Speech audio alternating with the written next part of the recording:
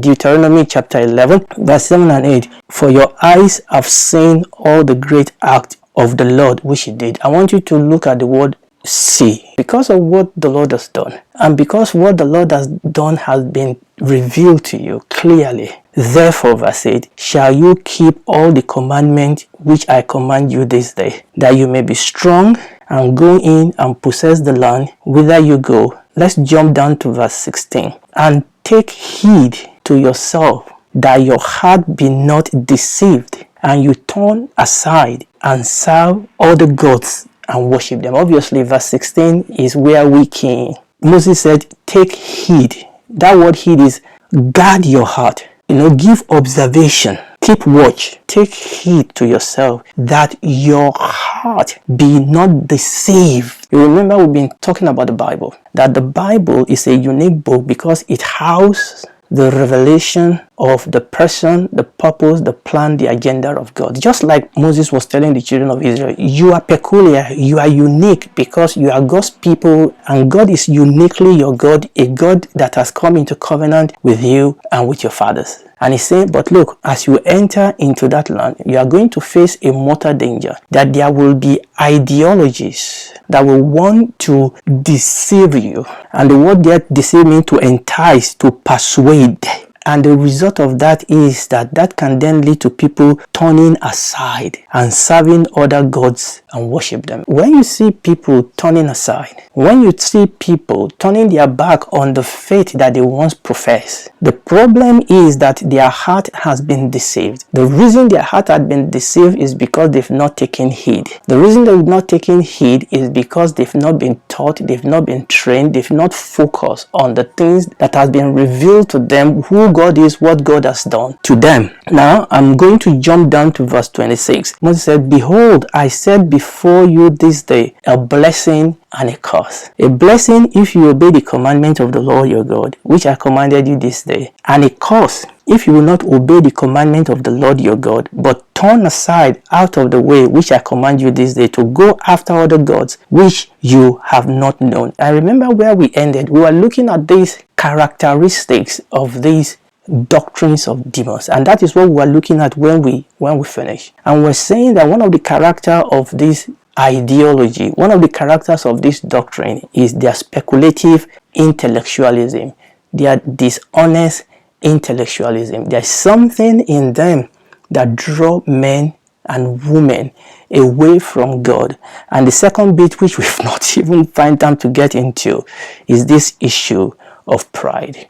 Last time we were talking about this ideology inside the church, and today I want to talk about it from outside, like Moses did over here. But before we do that, I just want to read one more portion of the scripture. Let's read Matthew chapter 7. Let me start reading from verse 21. Not everyone that saith unto me, Lord, Lord, will enter into the kingdom of heaven, but he that doeth the will of my Father which is in heaven. Many will say to me in that day, Lord, Lord, have we not prophesied in your name, and in your name have cast out devils, and in your name done many wonderful works? And then will I profess unto them, I never knew you. Depart from me, you that work iniquities. Let's take an instruction here. Remember what we said, that it's not everybody that preaches doctrine that is preaching the doctrine of God. I mean, these people say, we've done so much in your name. Okay, he said we have prophesied, we cast out devils, and we did wonderful works. And unfortunately, these are the things that many people are looking for today. But the Lord Jesus said, I don't know them. I mean, how can somebody be doing all these things? And yet Jesus said they are workers of iniquity. Why? Because they are not operating from the foundation of the doctrine of God in Christ Jesus. That is not about Jesus, it's not about God, it's not about the kingdom of God, it's not about the person, the purpose, the plan, and the agenda of God. It was never any one of those things for these people. And Jesus said, no, you didn't do it for me. The Bible says some people's work will be burnt. I'm actually going down somewhere, verse 24. Therefore,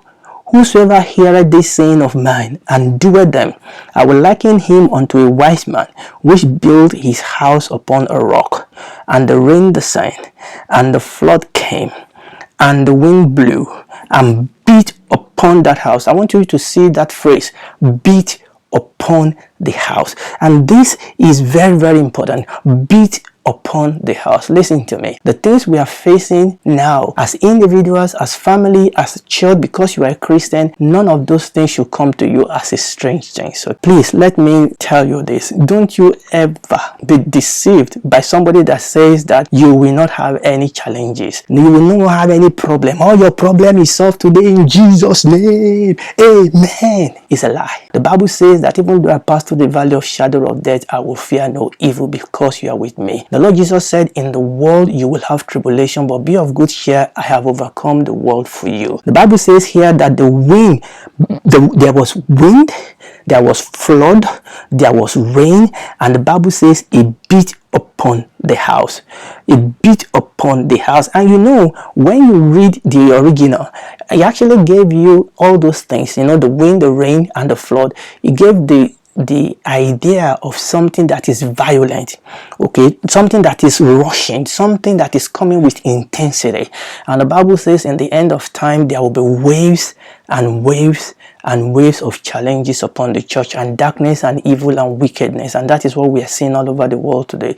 But the Bible says that when there is darkness there will be grace, when there is evil there will be grace. Okay, the grace of God will be sufficient for us, but we have to put ourselves in a position where we can walk in the fullness of the grace and the kindness and the goodness of God and the blessing of the Lord. Amen. The rain came, the rain descended, the flood came, the wind blew and beat upon that house, and it fell not. The question is not the wind. The question is not the rain. The question is not the flood. The question is that this house has something. This house is built upon the rock. You remember when the Lord Jesus asked his disciples when they came to the region of Caesarea Philippi, and he said, who do men say that I am? And he said, well, men say you are that, men say you are that. And then he said, whom do you say that I am? And Peter, receiving the revelation from God, and said, you are the Christ, the Son of the living God. And Jesus said, you know, flesh and blood has not revealed this unto you. And we're going to break into some of this word. In fact, I'm itching to get to this, but somehow we still have some ground to clear before we can get to that. The flesh and blood has not revealed this to you, but my Father who is in heaven. And he said, you are Peter, a small rock, and upon this rock, a big rock. So Peter is not the rock, okay, unlike what the Roman Catholic wants you to believe. Peter is not the rock upon which the church was built, okay. The construction of the word in that phrase, you are Peter, a small pebble, a small stone, and upon this rock, a big rock, I will build my church. What is that rock? Is the rock of doctrine, is the rock of the revelation of God that God has just given to Peter concerning the Christ. Upon this rock I will build my church, and the gates of hell will not prevail against it. It's only when a church, when a life, when a home, when a business, when a family is built upon the rock of the revelation of Christ, of God, it is when we are built upon this rock that we are able to stand. We are able to stand when the wind comes, the wind of evil ideologies, the wind of painful circumstances and experiences. It is when we are built upon the revelation of the rock. You know, somebody will say, but you are talking about doctrine, but what we need is power. Listen to me, this is the power. The power is not in the bottle you are carrying around. The power is not in your prophet. This is the problem. We talk about this word and people say, yeah, you know, you are just talking English, or you are just talking doctrine. What we need is power. Okay, so where are you going to go get the power? So you want to get a perfume that somebody is going to give you and pay for something. That's not where the power is. Listen, we talk about the hair upon Samson's head. It is that connection. This is one of the very difficult thing for people to pass across to people, that listen, the power is in the word of God. The power is in the word of God, not the word of God as a book of, you know, letters, because the letter kills. It's the spirit that gives life. The word of God is alive, is quick, is alive, is powerful, is sharper than any two-edged sword. The power is not just in the Bible as a book of literature. It's not just in the Bible as a book of culture. The power to live life and obey God and honor God, the power is in understanding and experience the Bible as a book of revelation of God. As we behold and as in a glass the glory of the Lord, we are being transformed into the same image from one level of glory to another. If you continue in my word, then are you my disciples indeed, and you will know the truth, and the truth will set you free. And if I get that, and I'm going to mention something about this, that, listen to me, is all about truth, and there is battle for truth. All these ideologies and doctrines that are bashing, that are beating against the church, is a fight for truth. You will know the truth, and the truth will set you free. And then obviously, the Lord Jesus said, the house fell not, for it was founded upon a rock, the rock of revelation, the rock of the revelation of the doctrine that is in Christ, that is in the Bible. And obviously, it then gave us the other part of this story, a house that is built upon the sun. And unfortunately, there's a whole lot of that going on today, when a lot of what people are building today is a house that is built upon the sun. Yes, I mean, we can have all this big thing, but the thing is that how much of this is really impacting upon the souls of men? How many of this is really strengthening people and equipping them to live a life of holiness, to live a life of victory over sin, to live a life of service, to live a life of dedication and consecration unto the Lord? And these are some of the questions that we'll need to ask ourselves. You will have noticed that I'm using the word doctrines and ideology almost interchangeably. Now, they are different in their usage, but one of the reasons I'm doing this is because sometimes when we talk about doctrine, I was looking for a word that we probably can relate to in the secular operation of things, and I realized the word I can use is ideology. There are so many doctrines that are coming in from outside, but people don't think about them as doctrine because they are not religious doctrine. What are ideologies? Now, by the way, these are not from Bible. These are taken from secular writings. Okay, what are ideologies? Ideology is a system of idea that aspire both to explain the world and to change it. Ideologies are sometimes been defined in terms of a system of representation that explicitly or implicitly claim to be absolute truth. Do you understand that? Sometimes we all preach the Bible as if there are no other counter or alternative ideologies out there that is claiming to have the truth. And this is one of the reasons why people hate Christianity, because they say, how can you say that Jesus is the only way? How can you say Jesus is the only truth? How can you say Jesus is the only life? And you need to understand, and this is very important, that when the Lord Jesus Christ was standing before Pontius Pilate, do you understand what the conversation was about? The conversation was about truth. We have ideologies that come to challenge the foundation of our faith. So ideologies is a process of production of meaning, science, and value in social life, the medium in which conscious social actors make sense of their world. We have counterculture, counter ideology that saying, you know what, we don't believe in your worldview as Christian.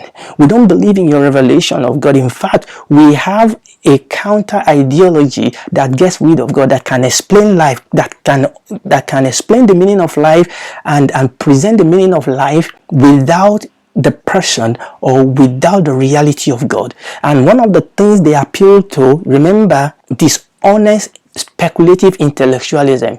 These people, what they tend to do is that they present a caricature of the faith. They present a caricature of God and they say, you know what, we don't need that type of God. A lot of the God they present is not the God of the Bible. Let me still read more. Somebody said an ideology provides a window to see the world. Ideology inspire and motivate people. Ideology provide a justification for an act. Do you know what is causing all the confusion you are seeing in the world today? All the riots, all the darkness, all the evil that you are seeing in the world today. Do you know what is causing it? It's because we have rejected the revelation of God and we have accepted the ideology of men. That is what is responsible for what you are seeing in the world today, because ideology is our way of justifying our action.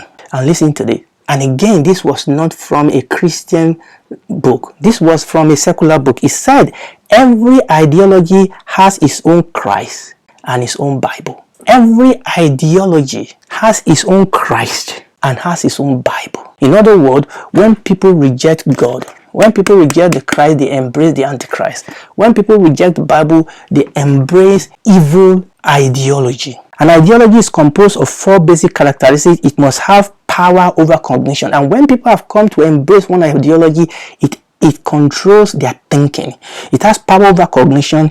It must be capable of guiding one's evaluation. And when people embrace demonic, and I mean, I was discussing this with somebody yesterday, that I still cannot understand how people can justify the evil, their action, and some people's ideology. How can they justify this? But it's here. When people embrace ideology, it actually take over their thinking. It must provide guidance towards action, and it must be logically coherent. All these ideologies attract people because it sounds coherent. It sounds scholarship. The confusion, the unrest all over the world is a result of the fact that we have rejected the revelation of God and we have embraced ideology. The breakdown in the moral fabric of our society, the breakdown in family units, the evil in our political and economic class, racism, injustice, all the world wars that we fought, somewhere in there is a clash of human ideologies.